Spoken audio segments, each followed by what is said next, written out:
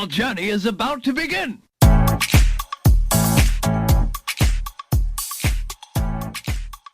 Hello à tous et bienvenue dans Happy Healthy Funky, le podcast pour oser la réinvention professionnelle et enfin kiffer sa vie pro. Je suis Nathalie, entrepreneur, coach en épanouissement et experte en marketing authentique. J'aide les femmes qui se sentent démotivées et en perte de sens dans leur job à créer l'écosystème professionnel qui leur ressemble et qui les épanouit. Que ce soit en changeant de poste, en bifurquant de voie, en se lançant dans l'entrepreneuriat ou un subtil mélange de tout cela. Dans l'épisode du jour, on parle de connaissance de soi, de confiance en soi, d'émotions et de nouveaux horizons.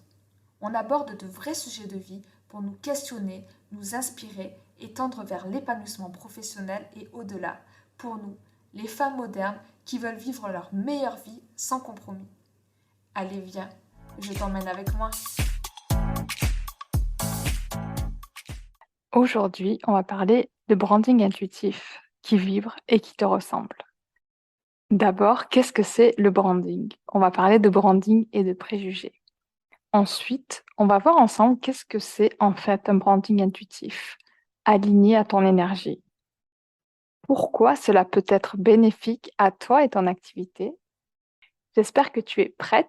On va décoller pour un branding intuitif. Mais d'abord, quand je te dis branding, dis-moi un petit peu à quoi tu penses, ce que ça résonne en toi.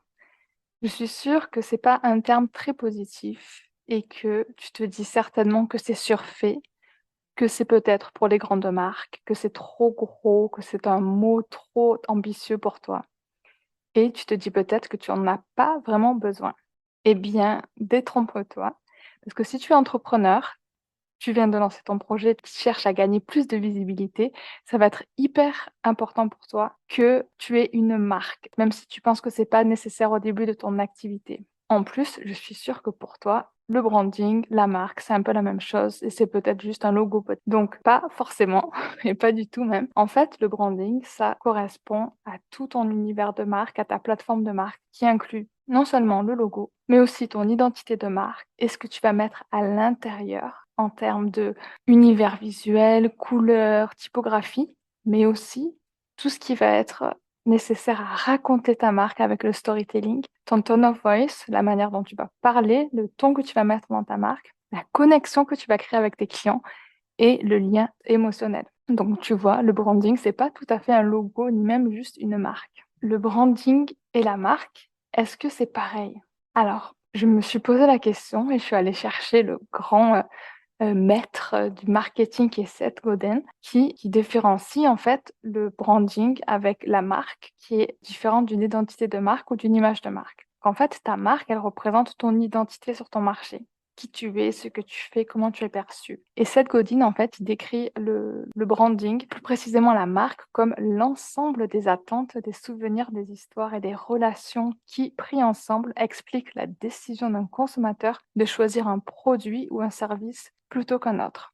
Donc là, tu commences à entrevoir vraiment la puissance du branding de la marque pour te différencier, pour révéler ton unicité et surtout attirer les clients qui vont vibrer avec toi. Donc la marque, en fait, ça se vit vraiment comme une véritable expérience. Tu peux déjà penser à des marques que tu aimes bien, ce qu'elles te font ressentir en termes d'émotion. Parce que souvent, les gens, et toi c'est peut-être ton cas, associent la marque, une marque avec des émotions. Donc le but, ça va être aussi pour toi de créer un branding intuitif, énergétique, et surtout aussi qui va permettre de connecter, de créer des émotions avec tes clients de cœur.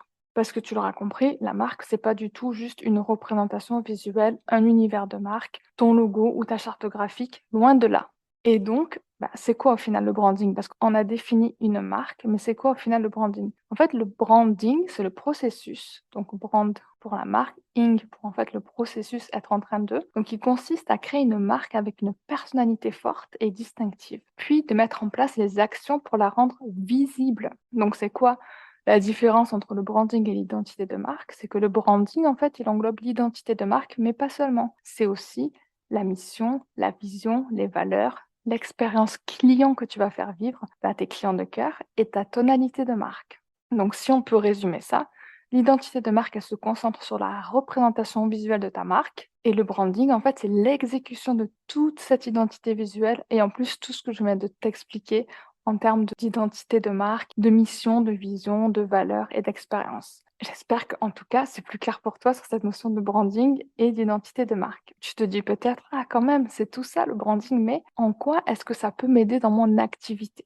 C'est très important pour toi parce que d'avoir une marque ou une marque personnelle pour ton activité va te permettre de créer ta différenciation, de révéler ton côté unique, d'avoir de l'impact et d'être visible auprès de tes clients de cœur, les clients que tu vas vouloir attirer et qui vont résonner avec ton univers. Parce que au final, si tu es une entrepreneur, que tu utilises ta marque personnelle, tu es la meilleure des marques et le fait de révéler ton côté unique, ça va être ultra important. Donc tu te dis peut-être, mais comment ça, je suis unique? Eh bien oui, il y a 5 éléments qui te rendent unique, qui sont ta vision que tu as avec ton entreprise, tes valeurs, ta personnalité, ton histoire, ce que tu as vécu, qu'est-ce qui t'a amené en fait à lancer ton entreprise, à créer ton activité, et ton offre ou ton buffet d'offres, elles aussi seront uniques.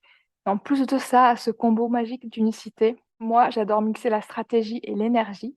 En fait, si tu rajoutes ta touche d'énergie, ta touch, ta vibe, ton aura, tu seras encore plus unique au travers de ton branding intuitif et énergétique. Donc, je t'ai expliqué ce que c'était le branding et si on s'intéresse maintenant à ce qu'est le branding intuitif énergétique, c'est en fait se dire que ton activité, ton entreprise, elle est un petit peu comme une personne. Elle dégage du coup une énergie et elle rayonne avec sa propre énergie. C'est un peu comme si ton activité était ta partenaire avec laquelle tu vas co-créer et tu vas t'épanouir. Et du coup, ça permet d'avoir une vibe, toi, et d'avoir une vibe avec ton entreprise et de créer à deux, avec vous deux, toi et ton entreprise, une vibe encore plus unique. Et j'aime bien comparer aussi ce cycle d'énergie avec l'énergie qu'on ressent tous au quotidien et dans notre année, dans nos vies. C'est l'énergie qu'on ressent au fil des saisons. Si on prend le cycle de saison avec printemps, été, automne, hiver, tu as déjà été confronté à ça, j'en suis sûre. Au printemps, on a souvent une énergie haute. En été, on est plus dans l'action. En automne, on a envie de ralentir, de laisser la place à autre chose. Et en hiver, on est plus dans la transition, le fait de se replier un petit peu sur soi pour laisser place à autre chose. Et en fait, j'ai voulu faire le parallèle ici entre l'énergie des saisons, l'énergie de l'univers, avec ton activité, ce qu'elle peut faire comme mouvement. Ton activité, ton entreprise est aussi cyclique, tout comme ton branding et tes offres en fait. Donc c'est intéressant de se dire, tu es à quel stade de ton activité maintenant? Est-ce que tu as déjà fait tout ce qui était ta vision, ta mission? Ensuite, est-ce que tu as commencé à passer à l'action pour mettre en place ton offre, ton branding? Est-ce que passé un moment, tu t'es dit, bon, je suis peut-être pas sur la bonne route, il faut que je ralentisse. Tu es passé dans le cycle de l'automne avec de l'introspection et ensuite tu as voulu intégrer tout ça durant l'hiver. Donc c'est un petit peu l'évolution au fil des saisons que connaît certainement ton entreprise et qui est intéressante à voir pour tout ce qui est évolution et passage à de nouvelles phases de ton entreprise. Donc c'est important d'accepter ces évolutions parce que rien n'est figé. Quand tu es entrepreneur, tu évolues avec ton activité, c'est OK de faire bouger les lignes et c'est OK de s'autoriser à le faire et de se libérer des injonctions de il faut que, ça tu le sais très bien, je te le répète souvent. Donc un branding intuitif, c'est vraiment une expérience de découverte de soi que je te propose car c'est pas possible de créer une identité visuelle, un univers de marque, un storytelling sans s'appuyer sur une profonde découverte de qui tu es. Et c'est ce que tu vis, c'est ce que vous allez vivre à travers Shine by Design.